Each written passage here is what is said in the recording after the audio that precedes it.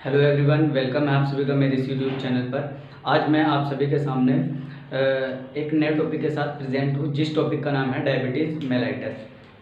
आप सभी ने अपनी फैमिली में, रिलेटिव्स में और सोसाइटी में ज़रूर ये सुना होगा और देखा होगा कि डायबिटीज़ से कोई ना कोई सफ़र कर रहा है।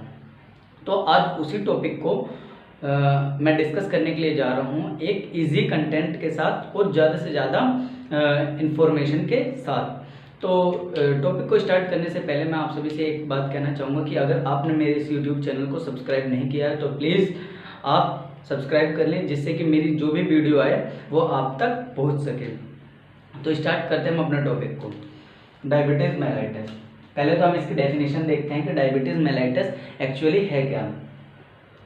तो diabetes mellitus is a metabolic disease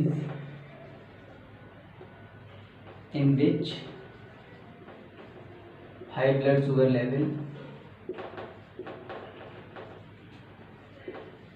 level due to insulin deficiency और impaired action of insulin। क्या होगा? impaired action of insulin। Clear definition है। Definition, diabetes mellitus is a metabolic disease. Metabolic disease diabetes को इसलिए बोला गया है क्योंकि डायबिटीज़ में मेटाबॉलिज्म अफेक्ट होता है। मेटाबॉलिज्म तो आपको पता ही है क्या कि जो लार्ज फूड है उसका स्मॉल मॉलिक्यूल में कन्वर्ट होना और फिर जो एनर्जी का प्रोडक्शन है उस प्रोसेस को बोला जाता है मेटाबॉलिज्म। तो जो पर्सन डायबिटिक होगा उसमें ये तो जो एनर्जी का प्रोडक्शन होगा और एनर्जी के प्रोडक्शन के बाद जो उसका यूटिलाइजेशन है वो पूरी तरीके से प्रोसेस अफेक्ट होगा। इसी वजह से इसको बोला गया है कि डायबिटिक एक मेटाबॉलिक डिसीज है, क्योंकि जो एनर्जी का यूटिलाइजेशन है और एनर्जी का प्रोडक्शन है वो पूरी तरीके से अफेक्ट होगा। इन विच हाई ब्लड शुगर लेवल, और दूसरी कंडीशन ये बोली गई है कि डायबिटीज़ में शुगर की कंसंट्रेशन बढ़ जाएगी। High blood sugar level it means कि डायबिटिक पेशेंट में शुगर की कंसंट्रेशन बढ़ जाएगी। फिर ये बोला गया कि ड्यू टू इंसुलिन डेफिशिएंसी और इम्पेयर्ड एक्शन ऑफ इंसुलिन, किस वजह से ये दोनों कंडीशन लीड हो रही है? ये लीड हो रही है या तो इंसुलिन की डेफिशिएंसी है या फिर इम्पेयर्ड एक्शन है इंसुलिन का। तो जो डायबिटीज़ है हमें ये याद रखना है कि डायबिटीज़ इंसुलिन डेफिशिएंसी की वजह से होता है या फिर जो इंसुलिन बन रहा है उसका एक्शन प्रॉपर ना होने की वजह से पेशेंट के बॉडी में ग्लूकोज की कंसंट्रेशन हाई हो जाती है और लीड होती है डायबिटीज़। इसको थोड़ा और इंसुलिन के बारे में अभी हम पढ़ते हैं। अपने डेफिनेशन को थोड़ा मैं इलेबोरेट करने की कोशिश करता हूँ। यहाँ पर देखो, जो पैनक्रियाज है, पैनक्रियाज के बीटा सेल से रिलीज होता है इंसुलिन। बीटा सेल से रिलीज होगा इंसुलिन। इंसुलिन के बारे में क्यों मैं बता रहा हूँ? वैसे पैनक्रियास थ्री हार्मोन रिलीज करता है डिफरेंट सेल से, अल्फा से ग्लूकागोन, बीटा से इंसुलिन और डेल्टा से सोमेटोस्टेटिन। यहाँ पर हमारी जो डिसीज कंडीशन है डायबिटीज, यहाँ पर सिर्फ इंसुलिन का ही रोल है। इसी वजह से इंसुलिन को डिस्कस करेंगे, रेस्ट टू हार्मोन को हमें छोड़ देना, उसके बारे में हमें डिस्कस अभी यहाँ नहीं करना। तो पैनक्रियास के बीटा सेल से रिलीज होता हार्मोन इंसुलिन। इंसुलिन का फंक्शन होता है, दो मेन फंक्शन है इंसुलिन का। एक तो फूड से एनर्जी प्रोडक्शन करना, फूड से एनर्जी प्रोडक्शन करना, और सेकंड जो रेस्ट एनर्जी है, मतलब एनर्जी प्रोड्यूस होने के बाद बॉडी को जितनी चाहिए थी उसने ले ली, बाकी बची हुई एनर्जी को स्टोर करने का काम करता है, store in liver and adipose tissue. ठीक है, तो दो फंक्शन हो गए। एक तो, और जब एनर्जी, यहाँ पर एनर्जी की हम बात कर रहे हैं ग्लूकोज, क्योंकि बॉडी को जो है एनर्जी चाहिए होती है ग्लूकोज के फॉर्म में। तो इंसुलिन जो भी हम फूड लेंगे उसको ग्लूकोज में कन्वर्ट करने का काम करता है। दूसरा जो ग्लूकोज बच जाता है बॉडी के यूज करने के बाद, या कोई पर्सन है कि अगर उसने हाई कैलोरी इनटेक कर ली है, फॉर एग्जांपल एक अर्बन एरिया में जो पीपल्स को कैलोरी डेली इनटेक चाहिए होती है वो 2000 कैलोरी है। अब किसी पर्सन ने अगर 2500 से 3000 तक कैलोरी एक दिन में ले ली, तो बची हुई जो 1000 कैलोरी है, 2000 कैलोरी तो किसी पर्सन ने यूज़ कर ली, बाकी 1000 बची हुई कैलोरी वो यूज़ नहीं कर पाया, उसकी इतनी एक्टिविटी नहीं है कि जिसमें 3000 कैलोरी पूरी तरह यूज़ हो जाए। तो जो बची हुई एनर्जी 1000 कैलोरी है उसको इंसुलिन स्टोर कराता है लीवर और एडिपोज टिश्यू में। इससे क्या होगा कि ब्लड में ग्लूकोज की कंसंट्रेशन कम होगी, ग्लूकोज कंसंट्रेशन क्या होगी, कम होगी। तो इंसुलिन के ये दो फंक्शन हो गए। बट डायबिटीज में क्या हो रहा है कि इंसुलिन का प्रोडक्शन नहीं हो रहा है, या फिर इंसुलिन बन रहा है वो प्रॉपर फंक्शन नहीं कर पा रहा है। तो इस केस में क्या होगा कि जो फूड है, फूड से एनर्जी का प्रोडक्शन भी नहीं होगा, और जो एनर्जी ग्लूकोज बढ़ी हुई होगी बॉडी में वो भी स्टोर नहीं हो पाएगा, और जब स्टोर नहीं होगा तो ब्लड में ग्लूकोज की कंसंट्रेशन राइज हो जाएगी डायबिटिक पर्सन में। ठीक है, ये बात मैं बताना चाह रहा था। और अब देखते हैं हम टाइप, एक एक टाइप को डिस्कस करेंगे और फिर अकॉर्डिंग टू हम अपने टॉपिक को एक्सटेंड करते हुए चलेंगे। एक बात और कि अगर किसी पर्सन के बॉडी में जो डायबिटिक पर्सन है, डायबिटिक जो पर्सन है, अगर उसकी बॉडी में ग्लूकोज की concentration long period of time तक हाई रहती है और वो उसके लिए कोई भी इनटेक या मैनेजमेंट नहीं करता है, ट्रीटमेंट नहीं करता है, तो क्या होगा कि डिफरेंट टाइप के डिसीज भी पर्सन को होने लगेंगे। For example kidney failure, heart disease, I disease, क्योंकि जो ग्लूकोज होता है अगर बॉडी में ग्लूकोज की कंसंट्रेशन रहे तो वो कुछ टाइम बाद आई में भी जाकर डिपॉजिट होने लगता है। इसी वजह से कैटरैक्ट और डिफरेंट टाइप के डिसीज देखने के लिए आई की भी मिलती हैं। तो वो तो बाद की बात है, अभी हम यहाँ पर अपने टॉपिक को डिस्कस करते हुए टाइप पर आते हैं।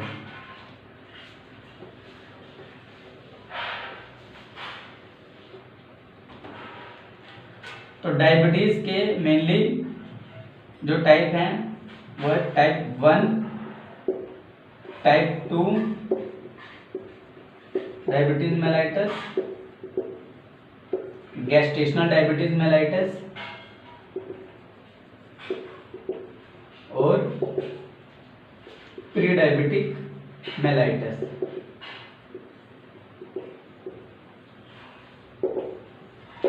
टाइप 1 डायबिटीज मेलाइटस को इंसुलिन डिपेंडेंट डायबिटीज मेलाइटस भी बोला जाता है, इंसुलिन डिपेंडेंट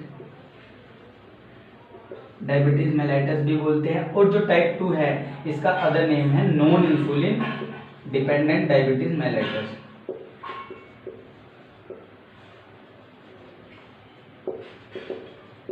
अब हम ये डिस्कस करेंगे कि टाइप 1 को इंसुलिन डिपेंडेंट डायबिटीज मेलाइटस क्यों बोलते हैं और टाइप 2 को नॉन इंसुलिन क्यों बोलते हैं, और उसके साथ साथ में इन दोनों को भी डिस्कस करेंगे, गैस्ट्रेशनल एंड प्री डायबिटिक। जो मेन टाइप है डायबिटीज के वो दो टाइप है, टाइप 1 एंड टाइप 2।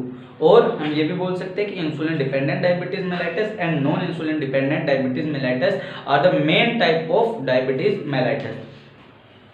अब पहला टाइप को डिस्कस करते हैं हम पहले, टाइप 1 डायबिटीज मेलाइटस को।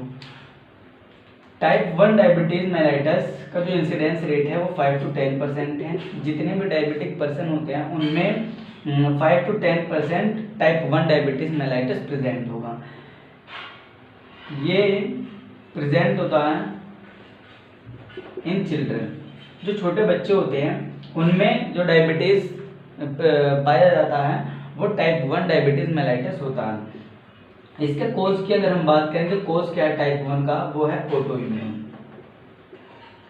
ऑटो इम्यून का मतलब यह है कि जिसमें जो इम्यून सिस्टम है वो खुद के ही सेल्स को डिस्ट्रॉय करने लगे एंटीबॉडी फॉर्मेशन करके। तो जब ये ऑटो इम्यून है तो इसमें क्या होगा कि जो जिस भी पर्सन को टाइप 1 डायबिटीज मेलाइटस होगा उसकी बॉडी का इम्यून सिस्टम खुद के ही पैनक्रियास के सेल्स के लिए एंटीबॉडी फॉर्मेशन करने लगेगा, ठीक है, एंटीबॉडी फॉर्मेशन करने लगेगी अपने ही पैंक्रियास सेल्स के लिए, जिसकी वजह से क्या होगा कि बीटा सेल्स डिस्ट्रॉय होने लगेंगे और इंसुलिन का प्रोडक्शन पूरी तरीके से स्टॉप हो जाएगा और लीड होगी टाइप 1 डायबिटीज मेलाइटस। एक बार फिर देखते हैं कि इसका जो कोज है टाइप 1 का वो है ऑटो इम्यून। ऑटो इम्यून का मतलब ये है कि जिसमें इम्यून सिस्टम खुद की ही सेल्स को डिस्ट्रॉय करने लगे।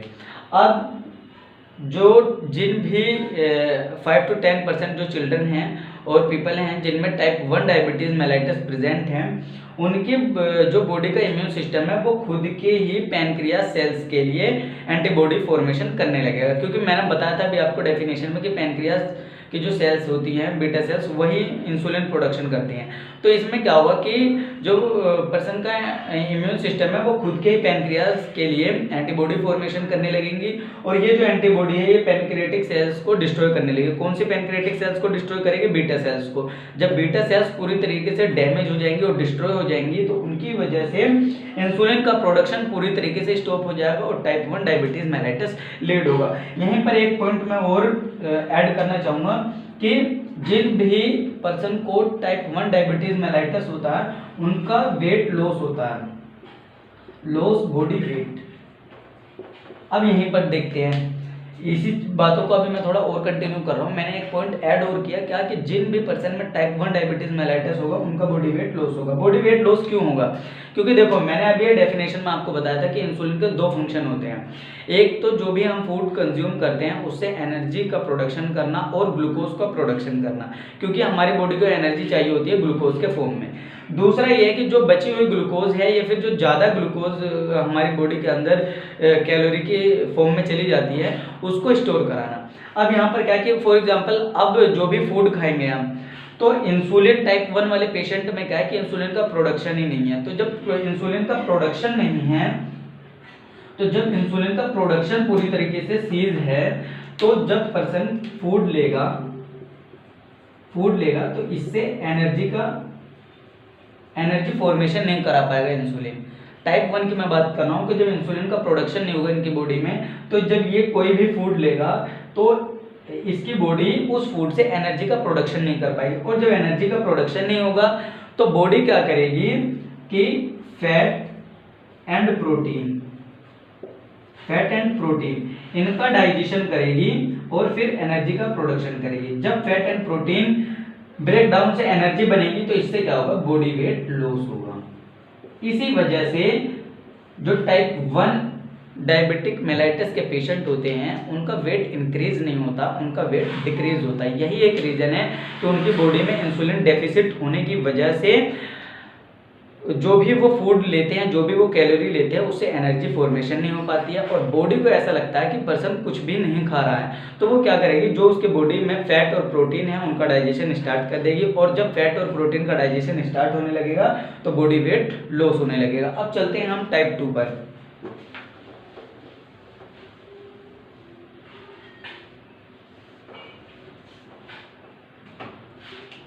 Type 2 diabetes mellitus. टाइप 2 का अदर नेम क्या है? Non insulin dependent diabetes mellitus. इसका जो इंसिडेंस रेट है वो 90 to 95% इंसिडेंस रेट है। इट मीन्स कि जितने भी डायबिटिक पर्सन हैं उनमें 90 से 95% तक टाइप 2 डायबिटीज मेलाइटिस ही प्रेजेंट होता है। बाकी के जो 5 to 10% बचे हुए हैं वो टाइप 1 से सफ़र कर रहे होंगे। दूसरी बात, इसका जो कोज है वो जेनेटिक है। टाइप 2 का कोज जेनेटिक है, टाइप 1 का कोज ऑटो इम्यून था। फिर इसमें बॉडी वेट इंक्रीज होगा और हम ये भी बोल सकते हैं कि ये ओबीस पर्सन में ही प्रेजेंट होगा। दूसरा, एडल्ट में कॉमन होता है। जो भी एडल्ट पर्सन है 25 से ऊपर के जो पीपल्स हैं 25 से 50-55 इस एज में जो डायबिटीज़ प्रेजेंट होता है वो है टाइप 2 डायबिटीज़ मेलाइटस। मैंने इसका कोर्स बताया कि जेनेटिक है, फैमिली हिस्ट्री इसके लिए रिस्पॉन्सिबल होगी टाइप 2 के लिए। अगर ग्रैंडफादर को है तो फिर जो सन है उसमें ट्रांसमिट हो जाएगा, फादर में ट्रांसमिट नहीं होगा। देखिए टाइप 2 का जो पैटर्न है कि अगर किसी सन को है डायबिटीज़ मेलाइटस, कौन सा टाइप 2 डायबिटीज़ मेलाइटस है, एक लड़का है जिसको टाइप 2 डायबिटीज़ मेलाइटस है, और जब इसकी हम फैमिली हिस्ट्री लेते हैं तो फैमिली हिस्ट्री में पता चलेगा कि इस लड़के के फादर को तो डायबिटीज़ मेलाइटस नहीं है, बट जो इसका ग्रैंडफादर था और है उसको टाइप 2 डायबिटीज़ मेलाइटस है। तो हम ये बोलेंगे कि टाइप 2 का जो जेनेटिक पैटर्न है वो स्किपिंग पैटर्न है कि अगर किसी लड़के को है तो वो जो उसका आने वाला चाइल्ड है उसको नहीं होगा, उसके चाइल्ड के चाइल्ड को होगा। ठीक है, जैसे कि अगर लड़का है उसको डायबिटीज़ मेलाइटस है, फैमिली हिस्ट्री देखते हैं तो फादर को डायबिटीज़ नहीं होगा बट उसके ग्रैंडफादर को जरूर से जरूर मिलेगा, तभी टाइप 2 डायबिटीज़ इस सन को होगा। फिर मैंने बताया कि इसमें बॉडी वेट इंक्रीज होता है। बॉडी वेट इंक्रीज क्यों होता है? क्योंकि इसमें इंसुलिन का प्रोडक्शन होता है। टाइप 1 में इंसुलिन का प्रोडक्शन पूरी तरीके से सीज था, टाइप 2 में इंसुलिन का प्रोडक्शन होगा बट वो अपने रिसेप्टर साइट पर जाकर अपना एक्शन परफॉर्म नहीं कर पाएगा। रिसेप्टर साइट कहाँ पर होते हैं इंसुलिन के लिए? देखो इंसुलिन बना पैनक्रियास से, पैनक्रियास से इंसुलिन का प्रोडक्शन हुआ, होने के बाद फूड को एनर्जी में कन्वर्ट कराएगा। ठीक है, फूड से एनर्जी कन्वर्ट प्रोडक्शन करेगा। जैसे भी मैंने बताया, जब फूड से एनर्जी का प्रोडक्शन होगा तो जो बची हुई कैलोरी होगी उसको लीवर एंड एडिपोज टिश्यू में क्या करेगा? स्टोर कराएगा। तो इन्हीं लीवर और एडिपोज टिश्यू में रिसेप्टर होते हैं इंसुलिन के लिए। तो जब तक ये इंसुलिन इस रिसेप्टर साइट पर आकर अटैच नहीं होगा तब तक हमारी एनर्जी लीवर और एडिपोज टिश्यू में आकर स्टोर नहीं होगी और ग्लूकोज की जो कंसंट्रेशन है वो कम नहीं होगी। तो इसमें क्या है टाइप 2 में कि इंसुलिन का प्रोडक्शन तो हो रहा है बट वो रिसेप्टर साइट पर आकर अटैच नहीं हो पा रहा है। तो जब रिसेप्टर साइट पर आकर अटैच नहीं होगा तो कंडीशन वही लीड होगी कि ब्लड में शुगर की कंसंट्रेशन राइज हो जाएगी, बट इसमें बॉडी वेट इंक्रीज होगा। बॉडी वेट इसी वजह से इंक्रीज हो रहा है कि इंसुलिन अपना एक तो फंक्शन परफॉर्म कर रहा है, एक फंक्शन क्या कर रहा है कि फूड से एनर्जी को प्रोड्यूस करा रहा है, बट दूसरा जो इसका फंक्शन है कि लीवर और एडिपोज पर जो इसका रिसेप्टर साइट है उस पर अटैच होकर ग्लूकोज के कंसंट्रेशन को कम नहीं कर रहा है, और जब ग्लूकोज की कंसंट्रेशन कम नहीं होगी तो ब्लड में राइज होगी और लीड होगी टाइप 2 डायबिटीज मेलाइटस। और बॉडी वेट इसी वजह से इंक्रीज नहीं हो रहा है, मतलब डिक्रीज नहीं हो रहा है, क्योंकि इंसुलिन फूड से एनर्जी का प्रोडक्शन हमारी बॉडी में कंटिन्यूअस करा रहा है। अब बात करते हैं हम गैस्टेशनल और प्री डायबिटिक मेलाइटस की।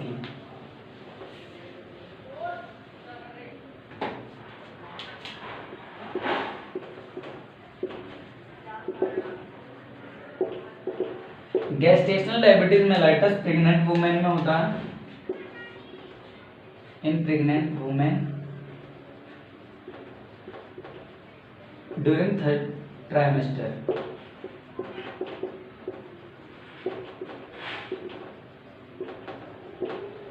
प्रेगनेंसी का जो 3rd ट्राइमेस्टर है, प्रेगनेंसी के 3 ट्राइमेस्टर होते हैं, आपको पता है, 1st trimester, 2nd trimester and 3rd trimester.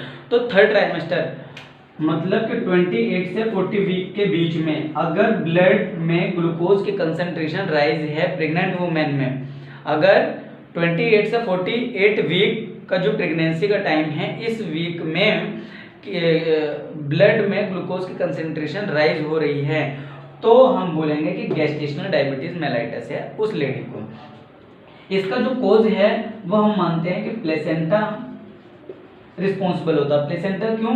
क्योंकि ये कुछ हार्मोन रिलीज करेगा जो कि इंटरफेयर करेगा इंसुलिन के फंक्शन को, इंसुलिन फंक्शन। और देखो कैसे कि प्लेसेंटा ने हार्मोन रिलीज करा, वो हार्मोन क्या करेंगे? इंसुलिन के फंक्शन को इंटरफेयर करेंगे। और इंसुलिन का फंक्शन क्या है कि ब्लड में ग्लूकोज की कंसंट्रेशन को कम करना। और जब ब्लड में ग्लूकोज की कंसंट्रेशन कम नहीं होगी, बढ़ेगी, और प्रेगनेंसी के टाइम पर तो लीड होती है कंडीशन गेस्टेशनल डायबिटीज मेलाइटस। इसकी वजह से जो न्यूबॉर्न बेबी होगा, जो डिलीवरी होगी, उस पर क्या इफेक्ट होगा कि वो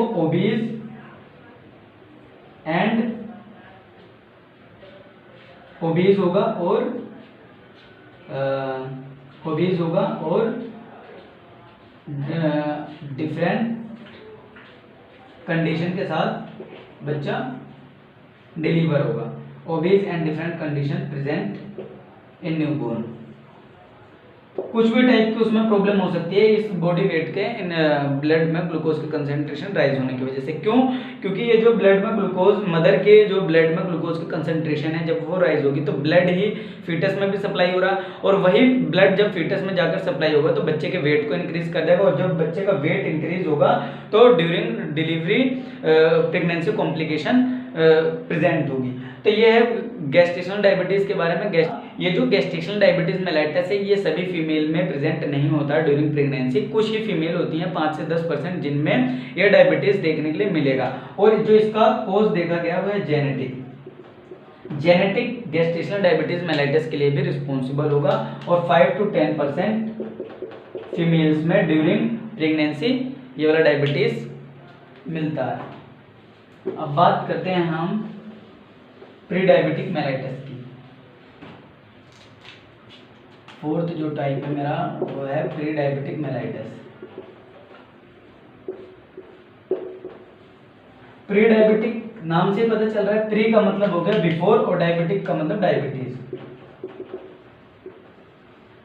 प्री का मतलब हो गया बिफोर, तो मतलब डायबिटीज के सिम्टम प्रेजेंट नहीं होंगे, बट ग्लूकोज के कंसंट्रेशन पर्सन में राइज हुई होगी, हाई ग्लूकोज कंसंट्रेशन होगी ब्लड में, बट सिम्टम प्रेजेंट नहीं होंगे डायबिटीज के इन वाले पर्सन में। ये ज्यादातर यंगर जो एज के एडल्ट होते हैं उनमें प्रेजेंट होता है। इनमें जो ब्लड शुगर कंसंट्रेशन होती है वो अप्रोक्सीमेटली, जो नॉन फास्टिंग है, नॉन फास्टिंग वो approximately 130 mg in 100 ml blood होगा। तो मैंने क्या बताया, जो प्री डायबिटिक मेलाइटस है कि इनमें जो ये टाइप के पेशेंट होते हैं प्री डायबिटिक मेलाइटस के, इनमें ग्लूकोज की कंसंट्रेशन तो राइज होगी।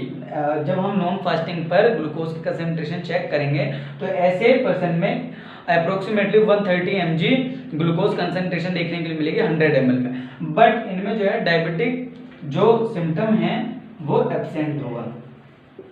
अभी हम देखेंगे क्या क्या सिम्टम्स होते हैं। तो वो ऐसे पर्सन में अगर सिम्टम नहीं आ रहे हैं और ब्लड में ग्लूकोज की कंसंट्रेशन हाई मिल रही है तो हम डायग्नोस करते हैं कि इस पर्सन को प्री डायबिटिक है। और ये अगर अपने लाइफ स्टाइल को और जो इनका कैलोरी इनटेक पैटर्न है उसमें चेंज नहीं करते हैं तो कुछ टाइम बाद ये कन्वर्ट हो जाएंगे प्री डायबिटिक से डायबिटिक में, क्योंकि ब्लड का तो ग्लूकोज कंसंट्रेशन राइज है, बट अगर ये अपने लाइफ स्टाइल को चेंज नहीं करते, फॉर एग्जांपल एक्सरसाइज वगैरह अगर परफॉर्म नहीं करते, कैलोरी इनटेक डेली रूटीन के अकॉर्डिंग नहीं करते कि जितना ही एक्टिविटी कर रहे हैं उसके अकॉर्डिंग ही कैलोरी ना ले, तो कुछ टाइम बाद ये जो प्री डायबिटिक पेशेंट हैं ये डायबिटिक में कन्वर्ट हो जाएंगे। अब बात करते हैं हम टाइप के सिम्टम की कि सिम्टम क्या क्या है। अब हम बात करेंगे सिम्टम की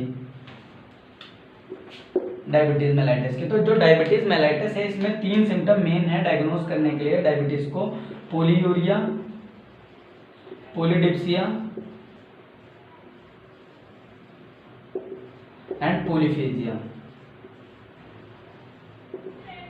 ये 3 मेन सिम्टम है डायबिटीज के। इसके अदर भी होते हैं जैसे hypertension,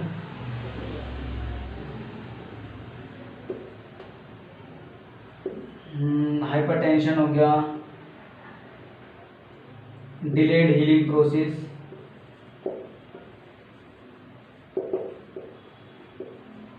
fatigue and weakness.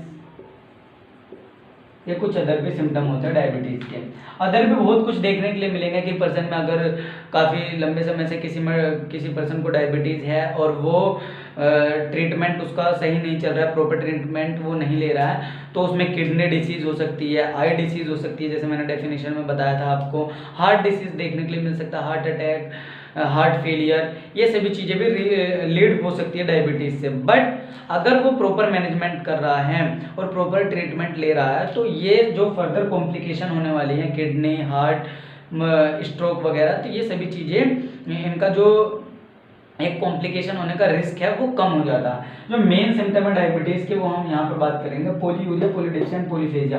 Polyuria का मतलब है कि इंक्रीज यूरिन आउटपुट। नॉर्मली जो पर्सन है वो 1 से 1.5 लीटर यूरिन पास करता है 1 डे में, बट जो डायबिटीज़ के होंगे पेशेंट वो कम से कम 2.5 के अप्रोक्सीमेटली 1 डे में यूरिन पास करेंगे। पोलीडिप्सिया इंक्रीज थर्स्ट रेट, मतलब पर्सन को प्यास बहुत ज़्यादा लगेगी। पोलीडिप्सिया का मतलब है कि उसको प्यास बहुत ज़्यादा लगने लगेगी। थर्ड जो मेन टाइप है वो सिम्टम है वो है पोलीफेजिया।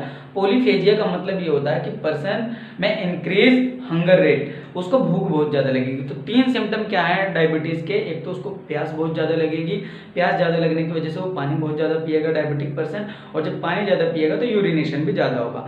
थर्ड जो सिम्टम मेन है वो है उसको भूख ज़्यादा लगेगी। अब अदर सिम्टम की बात करते हैं, हाइपरटेंशन। अगर ब्लड में ग्लूकोज की कंसंट्रेशन बढ़ी हुई रहेगी तो उससे ब्लड प्रेशर भी इंक्रीज होगा। आप देखेंगे डायबिटिक पर्सन का हमेशा ब्लड प्रेशर बढ़ा हुआ मिलेगा। डिलेड हीलिंग प्रोसेस, अगर ऐसे पर्सन को, जो डायबिटिक पर्सन है, इनमें कोई भी इंजरी हो जाती है तो जो उसका हीलिंग प्रोसेस है वो डिले हो जाता है। अगर नॉर्मली कोई इंजरी 3 to 7 डेज में क्योर होना चाहिए तो वो अप्रोक्सीमेटली 15 to 20 डेज ले लेगा क्योर होने में।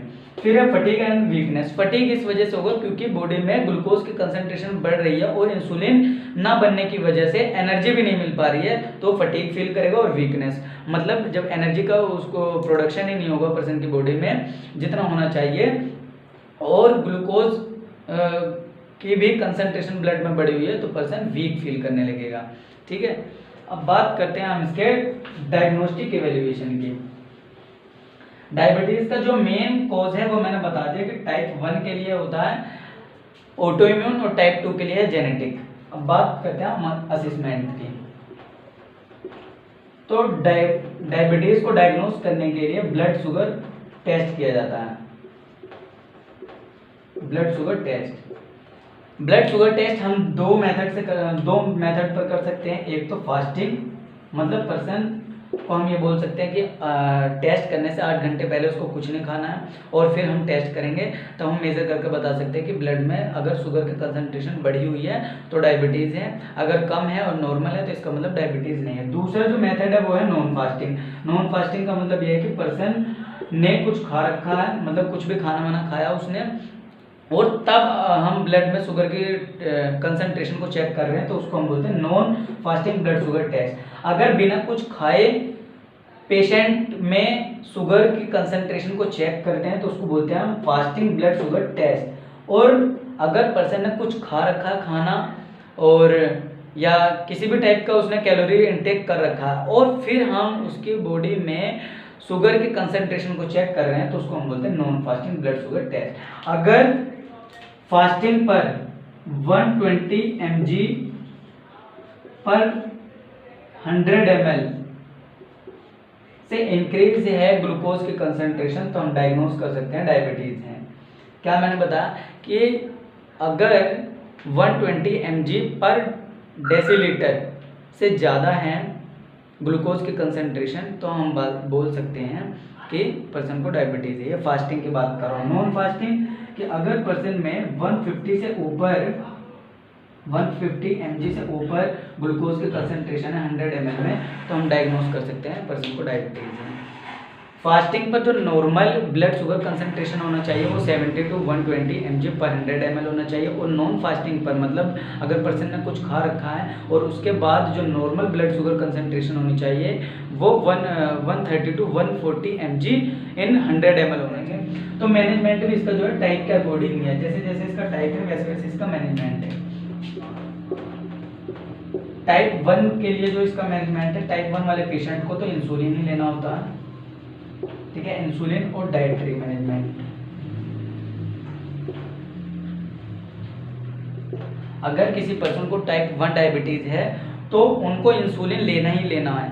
क्यों? क्योंकि उनकी बॉडी में इंसुलिन का प्रोडक्शन ही नहीं हो रहा पैनक्रियाटिक सेल्स के डिस्ट्रॉय होने की वजह से, तो इंसुलिन इनको लेना ही लेना होगा, तभी जाकर ये नॉर्मल जो इनका डेली रूटीन है या नॉर्मल जो फंक्शन है उसको परफॉर्म कर पाएंगे। और डाइटरी मैनेजमेंट, इनको ऐसे मतलब कि अपने डाइट को भी कंट्रोल करना है। ऐसा नहीं है कि जितनी इनको कैलोरी चाहिए उससे ज़्यादा ले रहे हैं। फॉर एग्जांपल अगर कोई पर्सन कुछ नहीं कर रहा है तो उसको अप्रोक्सीमेटली 1000 टू 1500 जो है कैलोरी इनटेक होना चाहिए। बट अगर पर्सन ज़्यादा कैलोरी ले रहा है तो डायबिटीज़ की जो कॉम्प्लिकेशन है वो बढ़ने लगेगी। तो ऐसे पर्सन में हमें क्या करना है, डाइट का मैनेजमेंट करना है। ठीक है, एक शेड्यूल चार्ट बनाना है कि इतना ही डाइट, इतना ही कार्ब लेना है, इतना ही फैट लेना है और इतना ही प्रोटीन लेना है। ये है टाइप 1 के लिए। अब टाइप 2 की अगर मैं बात करूँ कि टाइप 2 का मैनेजमेंट क्या होगा।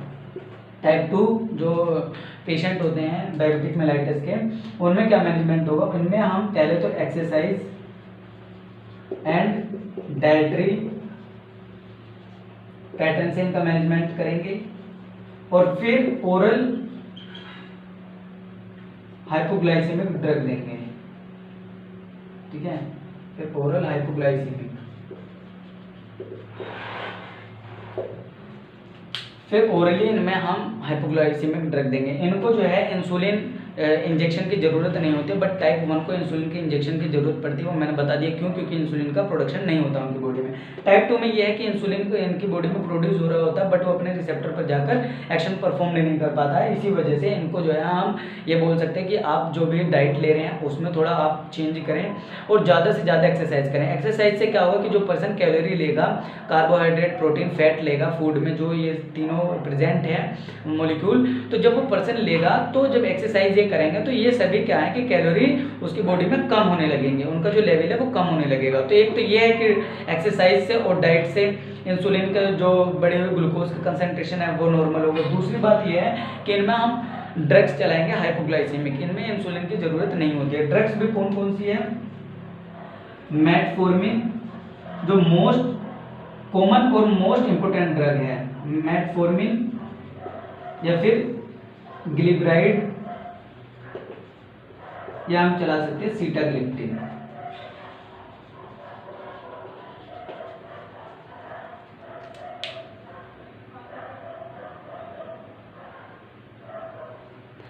ठीक है, तो जो टाइप 2 हैं इनमें हम क्योर कर सकते हैं, एक तो एक्सरसाइज एंड डाइटरी पैटर्न से, ओरल हाइपोग्लाइसेमिक ड्रग देंगे, मेटफॉर्मिन जिसमें ड्रग्स का नाम है मेटफॉर्मिन, ग्लिब्राइड और सीटाग्लिप्टिन। ये कोई सी भी ड्रग हम दे सकते हैं जो टाइप 2 डायबिटिक मेलाइटिस के पेशेंट हैं। अब बात आती है गैस्ट्रेशनल और प्री डायबिटिक के। तो जो गैस्ट्रेशनल हैं उनमें अगर डाइट और एक्सरसाइज की हेल्प से ब्लड ग्लूकोज की कंसंट्रेशन कम हो जाती है तो ठीक है। डाइट एंड एक्सरसाइज से अगर ब्लड में ग्लूकोज की जो कंसंट्रेशन बढ़ी हुई है वो नॉर्मल हो जाती है तो ठीक है, नहीं तो फिर इंसुलिन का इंजेक्शन लेना होता है गैस्ट्रेशनल डायबिटीज में भी। फोर्थ है जो टाइप प्री डायबिटिक। तो प्री डायबिटिक को जो है किसी भी टाइप के जो है इंजेक्शन और ड्रग्स की ज़रूरत नहीं होती है। इनको बस क्या अपना डाइटरी पैटर्न और एक्सरसाइज की हेल्प से ही अपने ग्लूकोज की कंसंट्रेशन जो बढ़ी हुई है उसको नॉर्मल कर सकते हैं।